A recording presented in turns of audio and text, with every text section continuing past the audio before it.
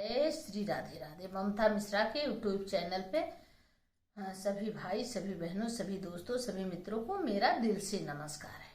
आइए एक बहुत सुंदर, बहुत प्यारी 12 मासी कजरी गाते हैं।